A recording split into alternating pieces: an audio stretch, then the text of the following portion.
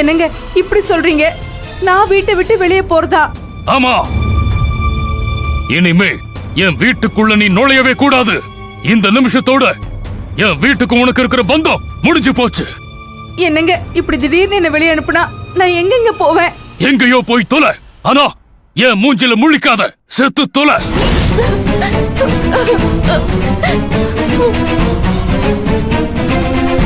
அப்பா அப்பா, அம்மாக்கு நீங்க கொடுக்கிற தண்டனை ரொம்ப பெருசுப்பா.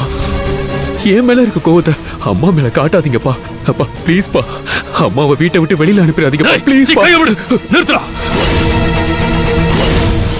உன்ன மாதிரி ஒரு புள்ளைய பத்து தருதலையா வளர்த்து தானும் தருதலையா மாறி போன உன் கேடுகட்ட அம்மாவுக்கு நான் கொடுக்கிற தண்டனை சரிதான்.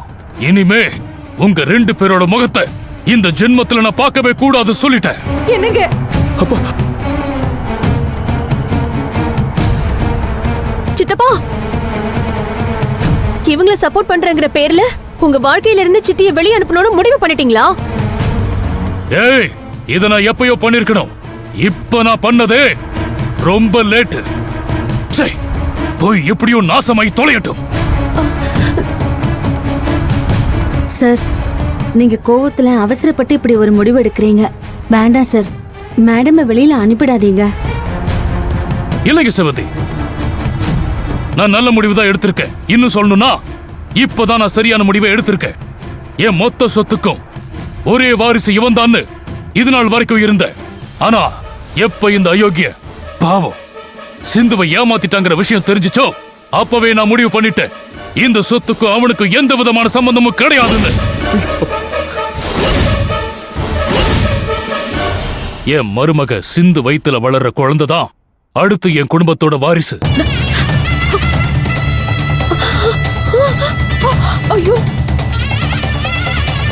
அதனால என் சொத்து மொத்தத்தையும் என் மருமக பேர்லயும் அவளுக்கு பிறக்க போற குழந்தை பேர்லயும் நான் எழுதி வைக்கிறதா முடிவு பண்ணிட்டேன்.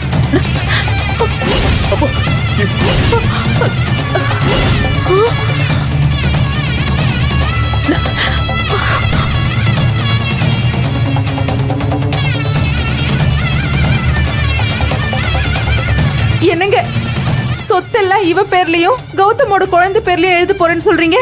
என்கிட்ட கலந்து பேசி என் முடிவு என்னன்னு கேட்க மாட்டீங்களா?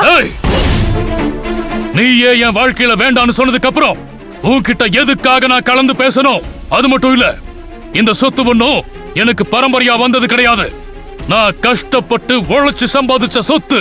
இதை என் இஷ்டத்துக்கு யார் பேர்ல வேணாலும் எழுதி வைக்கலாம். அத கேட்கறதுக்கு யாருக்கும் உரிமை கிடையாது சொல்லிட்டேன்.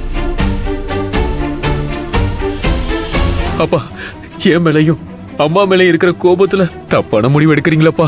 கொஞ்சம் யோசிங்கப்பா. தம்பி சொல்றது சரிதான் சித்தப்பா. நீங்க இப்ப எடுத்திருக்கிறது சத்தியமா தப்பான முடிவு சித்தப்பா.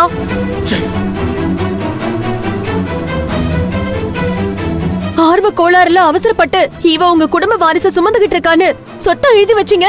அப்புறம் மொத்த சொத்தையும் அப்படியே சுருட்டிக்கிட்டு 10 ரூபாய்க்கு கூட வழி இல்லாம நடு தெருவுல அலைய விட்டுருவா சித்தப்பா.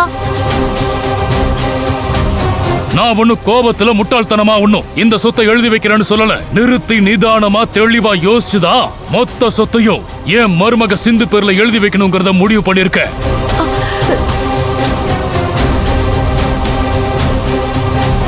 அப்புறம் என்னமோ சொன்னியே 10 ரூபாய்க்கு கூட வழி இல்லாம சிந்து என்ன நடுத்தெருவுல நிறுத்திடுவான்னு. அப்படி ஒரு நிலைமை எனக்கு வந்துச்சுன்னா அதுக்கு காரணம் தோ இருக்கானே வெட்டியா ஒருத்தன், உன் தம்பி. அவனால மட்டுமே வருமே தவிர எக்காரணத்தை கொண்டு நிச்சயமா சிந்துனால எனக்கு அப்படி ஒரு நிலைமை வந்துடாது.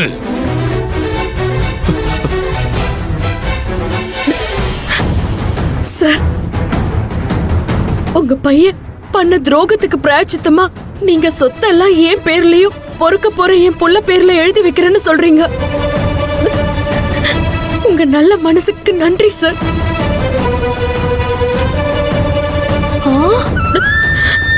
ஆனா எனக்கும் என் பிள்ளைக்கும் உங்க சொத்து எதுவுமே வேண்டாம் சார்.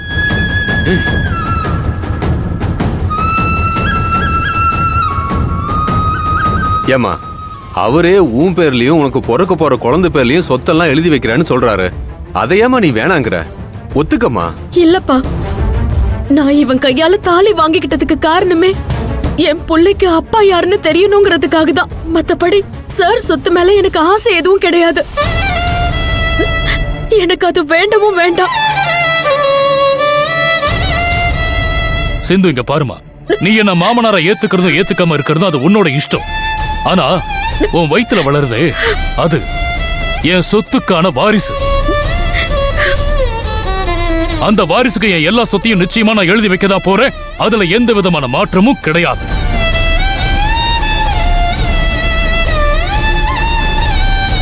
இங்க பார், நேரா வீட்டுக்கு போய் உன் பொட்டி படுக்கை எல்லாம் தூக்கி வாசல்ல எறியற, எல்லாத்தையும் பொறுக்கிட்டு போயிடு. என்னங்க? அதையும் மீறி உள்ள வந்து என்ன சமாதானப்படுத்தலாம்னு சொல்லி ஏதாவது பேசுன வேற மாதிரி ஆயிடும், ஜாக்கிரதை.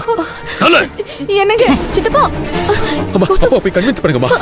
என்னங்க சித்தப்பா,